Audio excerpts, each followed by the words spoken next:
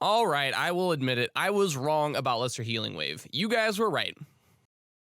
Yo, what is up everyone, and welcome back to the channel. This will be another video in the series of build guides I am making specifically using only pre-raid gear. That means anything is on the table, including crafting, BOEs, or mythic dungeon gear. I want these builds to be a stepping stone for new or returning players to get their hands on it, use it as a tool to learn how to play the game better, and hopefully get you picked up by a guild to get into those heroic and ascended raids. If these guides help you as a player and would like to show me some love in return, remember that it only takes a few seconds, but subscribing below and leaving a like will get this video out to as many people as possible. Let's dive into the video.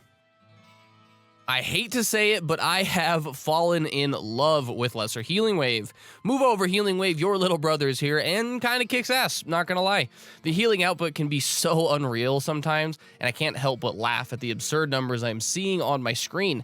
This build will dominate in mythic dungeons and scales extremely well into flex or heroic raids as well. With enough gear investment, I think this could be a decent ascended raid healing build as well, but I have yet to test it there myself. Starting this build guide off right, let's go over the random enchants and stat priorities for this build. A returning champion from another healing build of mine, Low Tide is back again and is better than ever. The flat 20% crit granted by this RE is irreplaceable, and trust me, I have tried. We won't be benefiting from the secondary part of this legendary RE, but we more than make up for it in other ways. Moving on to the epic REs used for the build, we start off with Frugal Disposition, Focal Point, and Healing Garden. Frugal Disposition is far weaker than it used to be. In one of my earliest healing builds, I was stacking nature healing over time effects, allowing for Frugal Disposition to heal for well over 2500 per tick in much worse gear than I have right now. It seems that the 40% nature hot talent from Druid no longer affects this, or they just drastically reduce the coefficient of this RE. Either way, even though it only heals for around 1000 now, the secondary effect is new on the RE since the last time I used it, and I have to say it's extraordinarily strong. Anytime I can guarantee a crit, sign me up. Healing Garden is a new one for me, and at first glance I was thinking who would want to use this garbage RE? That would be the second time I was wrong for this video. Now, if you're thinking to yourself, oh yeah, Rejuve and Regrowth is going to help a lot with healing the tank, right? Sadly, not really. In a typical boss fight, these hots only heal for around 8 to 10% of your total healing. This RE really is just a vehicle to buff up one of our other REs that we'll cover here in a little bit. Suffice it to say, this isn't the strongest RE in the game, but the synergy level is sky high with this one. Focal Point is a staple RE for any crit-based spell build, especially when you're in lower levels of gear. I am a sucker for more crit, and getting 6% in one RE is pretty darn hard to pass up. This can be a feels bad man enchant because if you're in a dungeon or somewhere you can't actually benefit from it, this turns into a dead enchant slot. If you want something more consistent but a little less powerful, you can swap this out for Pendulum. Either one of these enchants will be within 1 to 2% of each other in overall performance, so I will let you choose which one you prefer. The rest of the REs for this build are as follows: 3 Master Conjurer, 3 Fierce Mind, 3 Nature Synthesis, 3 Focused Lesser Healing Wave, and 1 Celestial Focus. If you'd like to have a little more power to your Ancestral Awakening procs, you could swap out the 3 Fierce Mind for 3 Ancestral Awakening. Your single target healing won't be as strong considering you'll be losing some healing power, but the trade-off for extra power on your AoE healing can be nice for mythics as well. The stat priority for this build is as follows: Spirit, Spell Power, Crit Rating, Intellect, then Haste. What makes me the most happy about this build is the synergy between all the talents and random enchants. They all seem to fall into place together perfectly, and if one thing was changed, it just wouldn't feel the same. I am a power gamer and I look for performance at the end of the day, but something about this build just makes me so happy. But trust me, this build performs just fine. Let's go ahead and move on to the talent tree and spells. We will move left to right, so feel free to follow along as we go over this together. Starting over here in Balanced Druid, Innervate is the spell of choice. The talents we take here are 3 points into Dream State. Over in Restorations, the spells we grab are Rejuvenation, Regrowth, and Rebirth. You can get Revive if you want for a more consistent res during Mythics. The talents we take here are 2 points into Master Shapeshifter, 5 points into Gift of Nature, 3 points into Living Seed, 3 points into Improved Tree of Life, and of course, Tree of Life. Over in mage, spells we take here are Blink and Mage Armor. The talent we take here is Focus Magic. Over in the fire tree, the 3 talent points we take here are Pyromaniac for the crit chance and some extra mana regen during combat. Over in paladin, the spell we take here is Cleanse, and the talent we take here is Beacon of Light. Over here in priest in the discipline, the spell we take here is Inner Fire. The talents we take here are 3 points into meditation, 1 point into power infusion, and 1 point into pain suppression. Over here in Shaman is where we spend the majority of our build's points. The spell we take here is Call of the Ancestors. The talents we take here are 3 points into Raise. Over in Enhancement, the spells we take here are Flame Tongue Totem, Wrath of Air Totem. Over in Restoration, the spells we take here are Tremor Totem, Lesser Healing Wave of course, and Water Shield. The talents we take here are 3 points into Improved Water Shield, 3 points into Healing Focus, 3 points into Ancestral Healing, 4 points into Tidal Mastery, 1 point into Nature's Swiftness, 5 points into Purification, 3 points into Ancestral Awakening, 5 points into Tidal Waves, and 1 point into Riptide. The last few talents and spells we grab here are in Warlock and Warrior. Starting with Warlock, we grab Life Tap for some extra mana regen and Drain Soul. Over in Demonology, we grab Create Spellstone, and we grab Master Conjurer. The last talent we take is over here in the Warrior. We are using Titan's Grip. We look to use a staff plus a healing offhand in this build instead of dual-wielding weapons. One alteration you can make in this build is going back and forth between Spellstone and Firestone. You can see a pretty good increase in performance by using Spellstone over Firestone, even though you are losing crit, and this is a crit-based healing build, but the fact that you get 20% free crit from your RE and 25% from your talents over here in Restoration, the crit you don't have to scale as high with Lesser Healing Wave, and having this much haste from a Spellstone can actually increase your performance quite a bit. This wouldn't be a proper build guide if I didn't go over the rotation and some gameplay explanation. This one is a little more involved than our Healing Wave build. You do have to press more than one button. I know, it's a tragedy, but I promise it pays off. First order of business is to get your regrowth and rejuve rolling on your tank. At this point, you throw up your Riptide and start blasting away with Lesser Healing Wave. You should be able to maintain your group's HP bars to full by just spamming the tank, considering you will be proccing Ancestral Awakening so often. Look to cast your Riptide every 4 to 5 Lesser Healing Waves, or if you have time, just use it on cooldown. I do suggest keeping Beacon of Light on yourself during Mythics to help prevent your AoE healing procs from hitting you. This lets your group benefit from your Ancestral Awakening procs more often.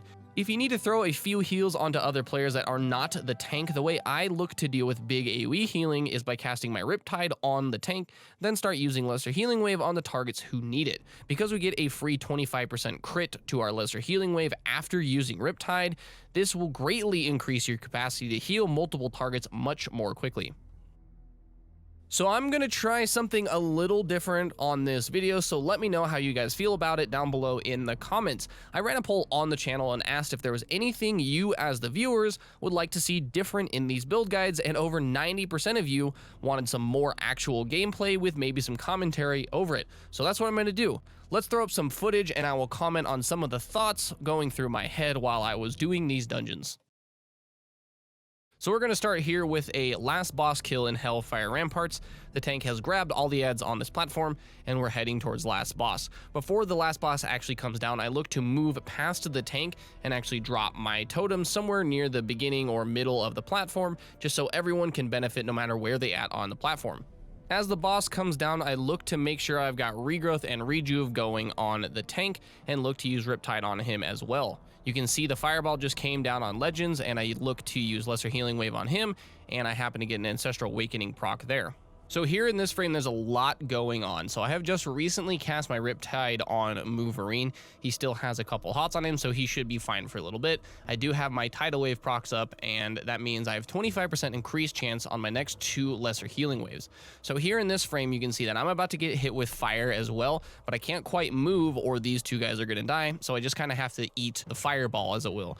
Stormbreak is about to die here, and Snippy's also very low. Snippy is playing a Metamorph build, so he's constantly taking damage here, and it looks like they happen to be standing in fire. You can see him, Stormbreak is here, excuse me, and Snippy is over here, and he is running away from the fire, but the whirlwind is going off, so what I'm trying to do is trying to fish for a crit here on Stormbreak. So as I cast Lesser Healing Wave on Stormbreak, You can see it did crit. I was able to get a heal from Beacon of Light, which I always suggest maintaining on yourself specifically for these reasons. The heal happened to crit on Stormbreak, so we got about 4,900 HP from that. Snippy then received the Ancestral Awakening proc, and Stormbreak happened to get crit by my Lesser Healing Wave, planting a Living Seed on him, which actually procced from the Whirlwind. So here I was able to heal for about 10,000 total HP in one cast.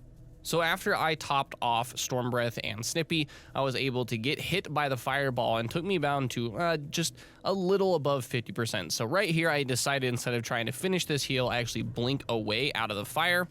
And then I look to use my Nature Swiftness, targeting myself, and hit myself with a Lesser Healing Wave. So I did crit here on myself, and that way Stormbreak happened to receive the Ancestral Awakening. Here it looks like my hots are about to fall off of Moverine, so once I get Stormbreak and Snippy back up, I look to cast Regrowth and Rejuve on the tank, so he does benefit from the Nature Synthesis REs as well. Once the dragon actually starts descending, I look to use my Tremor Totem. He does have like a Dragon's Howl thing, which is like a 5-second fear that can lead to your tank getting crushed pretty badly because both bosses are hitting him. You're getting feared. You could possibly get feared into the fire. So I look to cast my Tremor Totem here and then move away from the head of the dragon. Here, all I'm trying to do is use Riptide on cooldown and spam Moverine with heals. The first boss happened to go down. From this point, all I look to do is maintain my hots on Moverine, the tank, and just look to use Riptide on cooldown so I get the extra healing. Nothing really particularly interesting happens from this point on. We kill it without any deaths, so let's go ahead and move on to another clip of me healing Botanica. All right, we're over here in Botanica. If I remember right, this poll gets a little bit hairy, so let's go ahead and just hit play and see what happens. I look to get Regrowth and Rejuve up on the tank, so I was able to get it there, and then I cast Riptide. So from here, you can see that the HP of the group isn't quite full. These guys do have a impending coma, I believe is what it's called. It's a little dot. It does like 9 seconds and then it puts them to sleep. Look to cleanse that as soon as possible. And these guys have a really annoying AoE heal. And I don't know if it's like range based or directional based, but I do get silenced in this clip and someone in our party unfortunately dies. So there was the impending coma, was able to cleanse that off really quickly. And then Dr. Chaos and Mini Bros, I don't know if they had taken threat right here. They took a huge burst of damage. I do believe they had taken threat and didn't, unfortunately, manage that correctly, so I wasn't able to get all of them up. I do look to cast a Lesser Healing Wave on Dark Chaos really quickly, noticing that Mini Broses is getting just absolutely hammered. And I couldn't even get a heal off, one, because I was silenced from, I believe, this monster right here. So you can see someone's not feeling too well right now. They're a little bit low. So as soon as I become unsilenced, I look to do a Lesser Healing Wave. And then I cast my Riptide back on Elrond. Cleanse that one off. Get the Regrowth and Rejuve up. And then make sure my beacon gets refreshed on myself. And then we just continue to kill the monsters here. So on the second boss, you can see all of us are getting hit with this nature dot effect. I don't particularly care to use Cleansing Totem. It can come in handy, but you can typically heal through this fairly easily if you just use your cooldowns. So you can see everyone's kind of low. I do have my Riptide and my Regrowth and Rejuve on the tank. And then from here, I'm kind of using Lesser Healing Wave on multiple different targets. And when I can, using Riptide on whatever target I can to proc that free 25% crit. Go ahead and cleanse, just use Riptide there again, that time on Dark Chaos, and then I just continue to spam Lesser Healing Wave. Not too bad. So this pull gets a little out of hand here. The tank runs in while this guy has his, like, I think it's 200 or 150% damage buff from these monsters. Not really the worst thing in the world. This mind-numbing poison, it does like 60% increased or reduced, attack speed and cast speed. Not the greatest thing. He does have his hots on him, so I'm not really sure what this spell is particularly. I think it's some sort of beam that I think the little blood elves are channeling. You can see it's hitting us for quite a bit. I happen to have another dot on myself, and everyone but Elrond is taking a massive amount of damage. I do fail a little bit here. I can't keep everybody up. I should have probably led with a berserking into pain suppression on the tank so I could focus on healing other people. But of course, you know, come with time, you learn these things. So right here, I accidentally pull the pat. I was a little bit too close to this side area. I thought the tank would have came over and grabbed them, but he was stunned, so a mishap on my part. Everyone else is taking quite a bit of damage, including myself here, so I get targeted by these guys. I do have beacon on myself, so I am receiving heals as I'm healing other people. But Dark Chaos, Mini Brosis, and Welcome Home all have threats on all these different mobs at the same time. So they're taking quite a bit of damage as well. So Mini Brosis just take threat right there off that monster. He came over with the 150% chance or increased damage and completely destroyed him. So I couldn't quite keep him alive. And then I just looked to spam Dark Chaos and Elrond. Unfortunately, this tank didn't have AoE taunt. I don't understand why tanks don't take AoE taunt in dungeons. I understand that maybe in raids you might not need it, but it is a lifesaver in Mythic dungeons specifically. So if anybody tanking out there, please do your healer a favor and get AoE taunt. Thank you. So on to the third boss of Botanica. This can get a little bit hard for this build. I accidentally fell down there and tried to blink and I failed. Sucks to suck. So I do have all of my hots rolling on Elrond, and here comes the allergic reaction. So it's this debuff right here on the target. You can technically cleanse it, and I don't know if cleansing totem is going to help more than a direct cleanse, but if you restand in these expanding green circles, you just get reinfected. So everyone here starts taking a whole bunch of damage. I'm hovering over Berserk. I use Berserking just to get some more healings off. I use Riptide to get that extra 25% crit. Dark Chaos now has 4 of these allergic reactions, so he's going to start taking heavy amounts of damage. I look to actually main cast on him. He does like LOS me there somehow. He's right there, but somehow he got LOS'd. Wasn't able to get a heal off, but Elrond's taking a whole bunch of damage. Dark Chaos is taking a tremendous amount of damage, so I'm just spamming heals on him. Just spam, spam, spam, getting him up. Welcome Home's taking a decent bit of damage. Here really soon, I get my regrowth and rejuve. Notice the tank is taking a huge amount of damage, so I use pain suppression and target myself with power infusion, reduce the cooldown, or reduce the cast speed of everything by 20% and the mana cost by 20%, so I can just spam the crap out of the group. Target myself with Innervate because I'm running out of mana and don't really feel like life tapping here while taking all this sorts of damage. I don't have my beacon on myself at the moment, so I'm looking to get that up as soon as I can. I'm not sure if I remember it in this clip, but we are just blasting away. Elrond's taking up quite a bit of damage from this boss. But once we get the healing under control, this boss goes down pretty easy without any other troubles. And there we go, Lesser Healing Wave pulling its weight in Mythic dungeons pretty damn well. A few misplays on my part, but the good thing is that this build has a lot of tools available to fix any mistakes you or your group happens to make. I hope you guys give this build a try and have as much fun blasting your Mythics as I have. And with that, this video is done. Subscribe below for more content. I will see you in the next one.